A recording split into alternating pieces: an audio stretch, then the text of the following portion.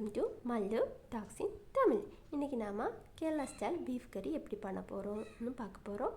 அதுக்காக நான் இங்கே கருவேப்பிலை, இஞ்சி, பூண்டு, அதுக்கப்புறம் சின்ன வெங்காயம், பச்சை மிளகாய் இதுதான் எடுத்திருக்கேன். இதுக்கெல்லாம் நல்லா சதைச்சி எடுத்துக்கணும். ஏன்னா சதைக்கிறதுக்கு என்ன தமிழில் சொல்கிறதுன்னு எனக்கு தெரியல.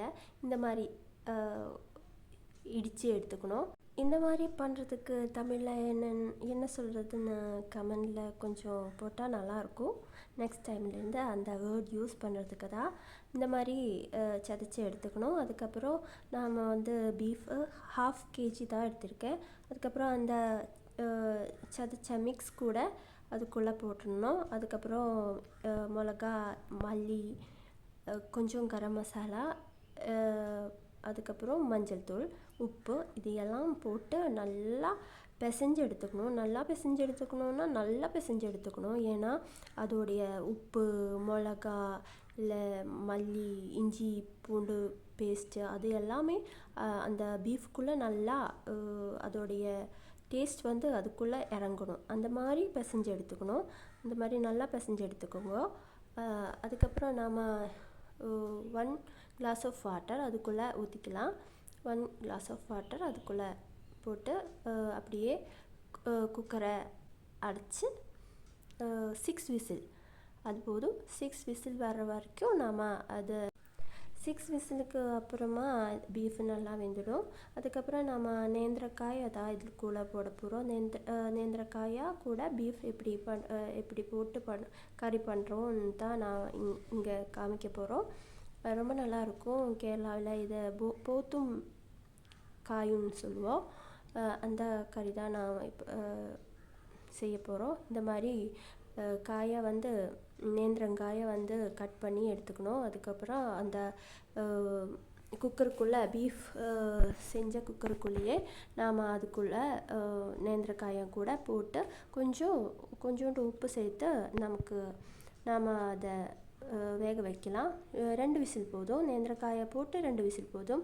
அதுக்கப்புறம் நாம் அதை ரோஸ்ட் பண்ணுறதுக்காக கொஞ்சம் ஒரு வெங்காயம், அதுக்கப்புறம் கொஞ்சோண்டு இஞ்சி, கொஞ்சம் பூண்டு, அதுக்கப்புறம் சின்ன வெங்காயம், பச்சை மிளகாய் 2 பச்சை மிளகாய் தான் நான் இங்கே எடுத்திருக்கேன். அவ்வளோ போட்டு நாம் எப்படி பண்ண போகிறோம்னு பார்க்குறோம்.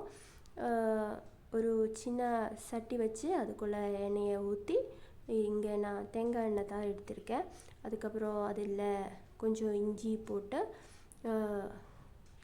பூண்டு, அப்புறம் பச்சை மிளகாய் போட்டு நல்லா வதக்கணும். அதுக்கப்புறம் நாம் அதை சபோலா இல்லை என்ன சொல்கிறது, சின்ன வெங்காயமும் போட்டு நல்லா வதக்கி எடுத்துக்கணும்.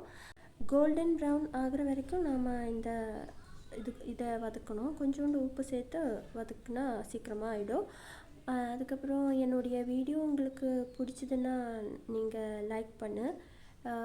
உங்களுடைய ஃப்ரெண்ட்ஸு, ஃபேமிலி எல்லாருக்குமே இந்த வீடியோ ஷேர் பண்ண. ஏன்னா எனக்கு தமிழில் யாரையும் தெரியாது. தமிழ் பேசுகிறவங்களே எனக்கு தெரியாது.